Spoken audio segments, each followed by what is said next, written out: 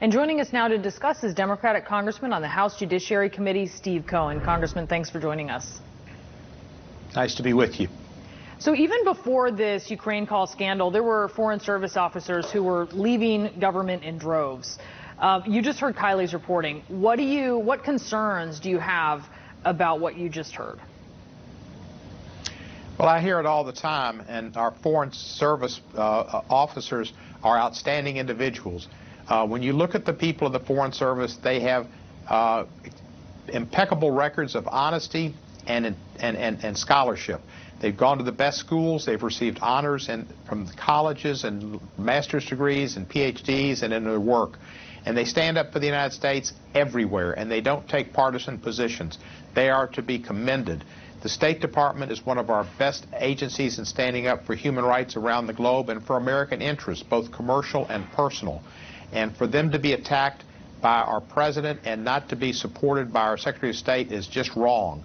The Secretary is supposed to look out for the State Department and for the United States as well, not simply for the president, but stand up for the State Department and its employees.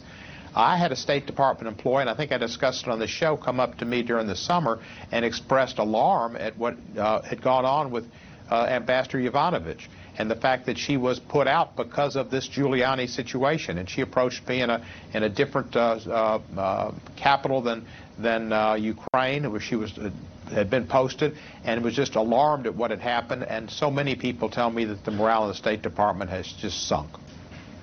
In a significant reversal, the U.S. ambassador to the European Union, Gordon Sondland, actually changed his testimony that he had given Congress, and he admitted there was a quid pro quo with Ukraine.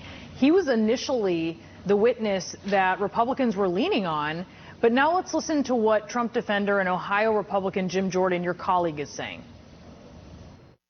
Meeting with Ukraine. Sondland's opening statement, and he says exactly what President Zelensky said, exactly what President Trump said, no quid pro quo whatsoever. It is Sondland's opinion.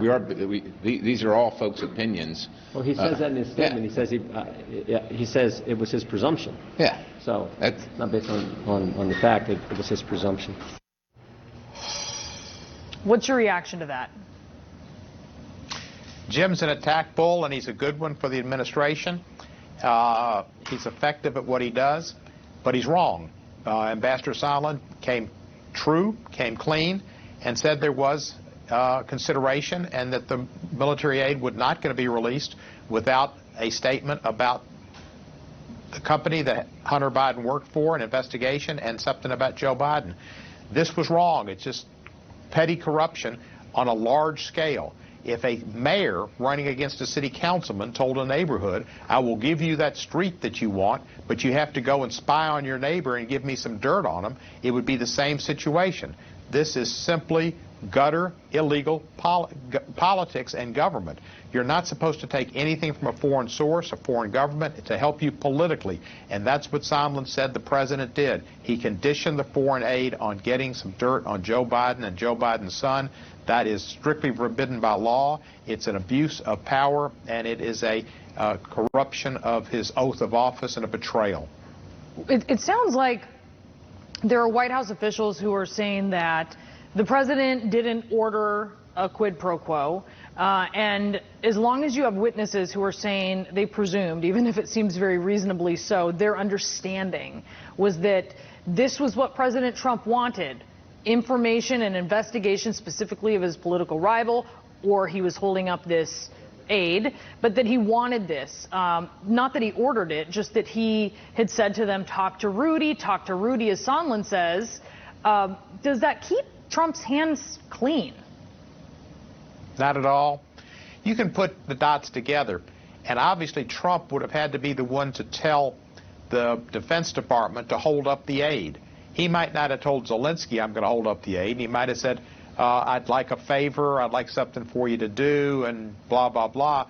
But he let Zelensky know in that way he speaks, which Michael Cohen described. Michael Cohen said he never says exactly what he wants. He speaks in code. That was the Michael Cohen Trump code language. But then he did put into effect the order to hold up the military aid, which Zelensky knew was not coming as it was supposed to, and Sondland knew that he knew that. So he put all the parts into motion, just like he did with Stormy Daniels. He told Michael Cohen to make the payoffs. He told him what to do, and Michael Cohen did it, and Michael Cohen's in jail, and Donald Trump is just as guilty as Michael Cohen and should be in jail with him. He is individual one. And as far as his foreign policy goes, go back to the beginnings of this administration. First thing that son-in-law did was ask if we can have a back channel connection to Russia so that we can talk to Putin and not have anybody hear it.